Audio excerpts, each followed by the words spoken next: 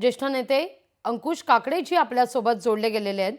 काकडे साहेब, भुजबळ नेमका काय निर्णय घेऊ शकतात, काय पर्याय असू शकतात आता भुजबळांसमोर?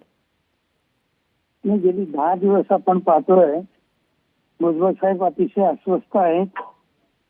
त्यांना मंत्रिमंडळातून वगळल्यानंतर ज्या पद्धतीने त्यांना वागवून दिली गेली त्याचा फार मोठा परिणाम त्यांच्यावरती झालेला आहे। आणि गेल्या 4-5 दिवसामध्ये राज्यातील सर्वच ओबीसी नेते हे एकवटले असून ते भुजबळ साहेबांच्या पाठीमागे आहेत। त्यांना एक वेगळ्या प्रकारचं बळ या निमित्ताने मिळालेलं आहे।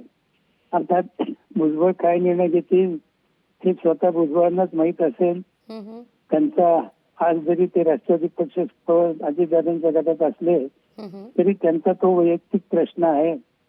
पण गेल्या काही दिवसामध्ये अजितदादांनी त्यांची भेट घेऊ, त्यांच्याशी चर्चा करू असं माध्यमातून आपल्याला पाहायला मिळालं। परंतु गेल्या 10 दिवसामध्ये दादांनी तशा प्रकारची कुठलीही गंभीर दखल घेतलेली दिसत नाही। उलट पक्षी काल बारामतीच्या नागरी सत्कार सोहळ्यामध्ये मात्र त्यांनी घेतलेल्या निर्णयाचं त्यांनी समर्थन केलं।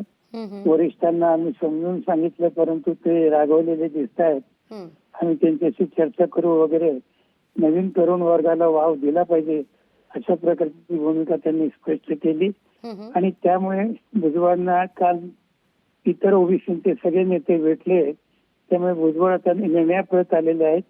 मला असं वाटतं की आता त्यांना एकतर त्यांच्या बाकीच्या काही कॉलेजची प्रकरणं असतील किंवा इतर काही प्रकरणं असतील त्यामुळे एकतर त्यांना अजितदादांच्या पक्षामध्ये राहणं एक गरजेचं आहे किंवा न पेक्षा त्यांना त्यांची काही कंपल्शन्स असल्यामुळे त्यांना भारतीय जनता पक्षामध्ये जाण्याशिवाय दुसरा पर्याय राहील असं वाटत नाही। आणि भारतीय जनता पक्ष सुद्धा अतिशय धूर्त पक्ष आहे। देवेंद्र फडणवीस त्यांचा वेळीच उपयोग करून घेतील असं मला वाटतं। ते आता अजितदादांच्या बरोबर राहतील असं मला काही फारसं वाटत नाही। अगदी अगदी धन्यवाद काकडे साहेब, आमच्याशी संवाद साधला त्याबद्दल। लोकशाही मराठी ऐका, पहा, जागरूक रहा।